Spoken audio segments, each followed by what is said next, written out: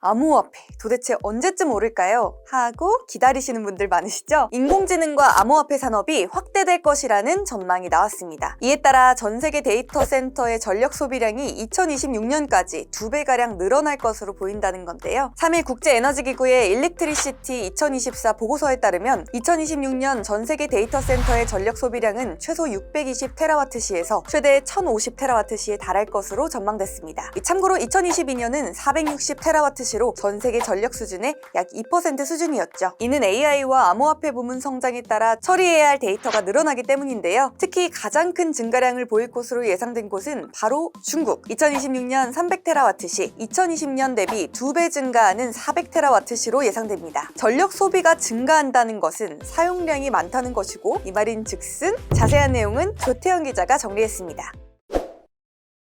암호화폐, 우리나라 정부에서 공식적으로 부르는 명칭은 가상자산이죠. 그러니까 이거는 화폐가 아니라 자산이라는 점을 명확하게 하는 용어라고 볼 수가 있겠습니다. 일각에서는 중앙은행에서 벗어난, 그러니까 탈중앙화를 강조한 미래의 화폐라고 강조를 하지만요, 자산으로서는 평가가 많이 엇갈리고 있는데 사실 이거는 기본적으로는 가치를 측정할 수가 없는 자산이기 때문에 잘 모르겠습니다. 하지만 확실하게 인정받는 사실은 하나가 있습니다. 바로 전기 먹는 하마라는 거죠. 대표적으로 비트코인을 예를 들자면은 이거를 채굴을 할 때 컴퓨터는 별로 의미 없는 연산을 계속적으로 반복할 수밖에 없거든요. 당연히 이 과정에서 많은 전력이 소비가 됩니다. 최근에는 다른 기술을 이용해가지고 이 채굴이라는 과정 자체를 없애거나 전력 소모를 낮추거나 이런 시도들도 있긴 하지만요, 암호화폐라는 게 태생적으로 전력 소모와는 뗄래야 뗄 수가 없는 관계라고 보시면 되겠습니다. 그런데 사실 이 문제는 여기 나온 대로 암호화폐만의 문제는 당연히 아니고요, 최근에 각광받고 있는 바로 인공지능 AI 이쪽에서도 상당히 많은 연산이 필요하기 때문에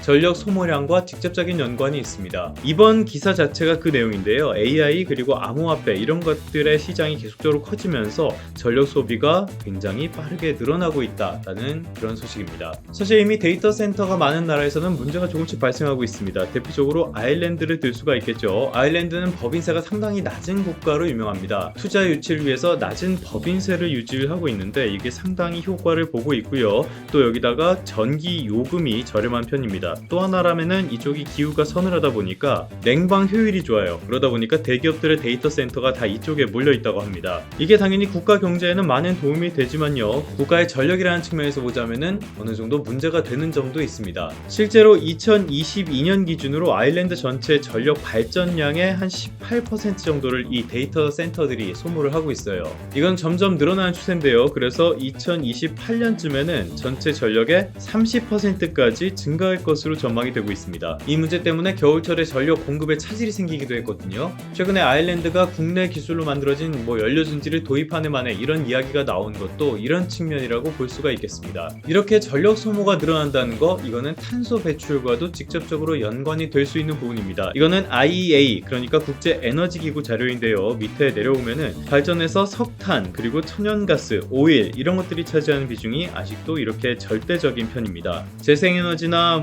바이오 연료 이런 것들의 비중도 커지고 있긴 하지만은 아직은 비할 정도는 아니고요. 여전히 탄소 연료들이 절대적인 비중을 차지하고 있다는 거죠. 전반적으로 전력 사용량이 늘어난다는 건요, 이렇게 탄소 배출도 같이 늘어난다는 뜻으로 연결이 될 수가 있습니다. 결국에 이런 문제점은 해당 산업의 지속 가능성과도 연관이 되는데요. 전력 소비량을 줄이는 쪽으로의 기술 개발이 필수적이라는 뜻입니다. 이거는 GitHub Copilot이라는 서비스의 웹사이트인데요. 이 서비스가 뭐냐면은 코딩을 할 때 AI가 자동적으로 그거 코드를 만들어주는 그런 AI 서비스입니다. 마이크로소프트가 제공하는 유료 서비스인데요. 이 서비스 가입자 1인당 한 달에 $20 정도의 적자가 발생한다고 해요. 이 기능을 많이 쓰는 사람은 $80까지도 마이크로소프트 쪽에 적자를 주고 있고요. 여러 가지 이유가 있겠지만 전력 사용량이라든지 이런 측면에서 아직은 서비스를 제공하는 데 들어가는 비용이 더 크다는 뜻입니다. 이런 문제점을 해결하는 데는 두 가지 해법이 있을 겁니다. 첫 번째로는 AI나 암호화폐 쪽에서 기술 발전을 통해서 이런 전력 사용량을 줄이는 방법이 있을 것이고요. 두 번째로는 전기 사용량이 늘어나는데 탄소 문제까지 있으니까 탄소 배출을 하지 않는 방향으로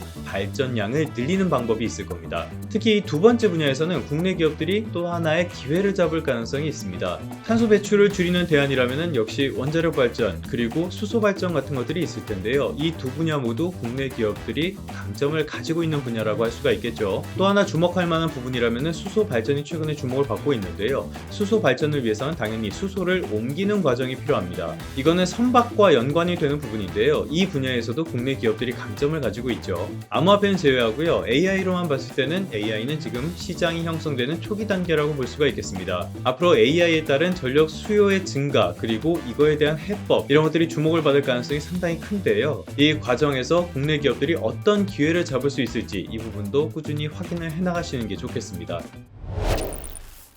그러면 성공 투자하시고요. 다음 시간에 다시 뵙도록 하겠습니다.